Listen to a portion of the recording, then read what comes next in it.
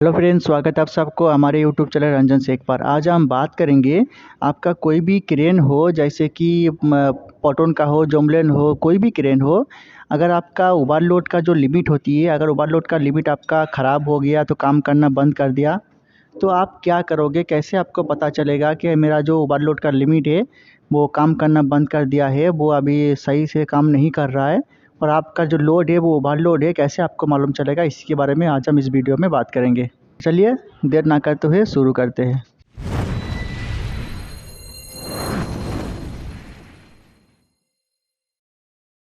तो जैसे कि आप कोई भी क्रेन चला रहे हो, पॉटोन का हो, स्पार्टन का हो, लिब्रा का हो, कोई भी क्रेन चला रहे हो, जोमलेन का हो, तो आपको ध्यान देना है कि जब आप लोड उठाते हो उस टाइम जब ओवरलोड होते हैं तो ओवरलोड होने की टाइम में आपका क्रेन में एक अलार्म बजते हैं।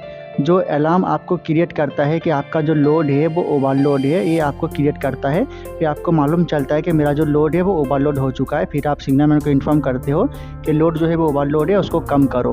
अगर मानो कभी ऐसा हुआ कि आप लोड उठा रहे हो और आपका जो है ओवरलोड का लिमिट वो काम करना बंद कर दिया, वो ख़राब हो गया और आपको पता भी नहीं है, और आपका क्रेन का कैपेसिटी है 10 टन और आपको बोला गया है कि 11 टन का कुछ लोड है, आपको पता भी नहीं कि लोड कितना टन का है और लोड जो है वो 11 टन की ओवर है, तो आपको उठाने के लिए बोला गया कि लोड को उठाओ। और आपको मालूम भी नहीं है कि आपका जो क्रेन का जो ओवरलोड का लिमिट है वो काम करना बंद कर दिया, ख़राब हो गया, आपको मालूम भी नहीं है।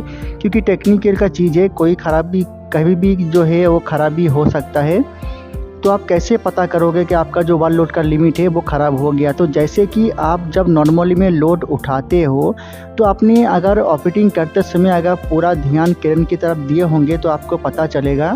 जब कोई भी लोड उठाते हैं ऑपरेटर, तो बूम जो है, हमारा जो मेन जीप है, वो आगे झुकने लगते हैं।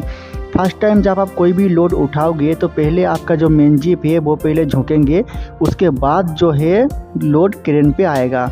तो अगर आप इस बात को ध्यान दिए होंगे तो आपको पता चलेगा जब आप लोड उठाओगे तो आपका जो मेन जीप है वो झुकने लगेगा और झुकने के बाद फिर लोड जो है वो क्रेन पे आएगा। मानो कि आपका जो लोड का जो लिमिट है ओवरलोड का वो ख़राब हो चुका और आप लोड जो है ओवरलोड उठा रहे हो, और जब आप लोड को उठाओगे तो आपका जो क्रेन जो झुकते हैं, जो आपका मेन जीप जो आगे की ओर झुकते हैं, तो आप उस बात को फॉलो करके रखेंगे कि हाँ, इतना लोड में इतना मेरा क्रेन झुकते हैं।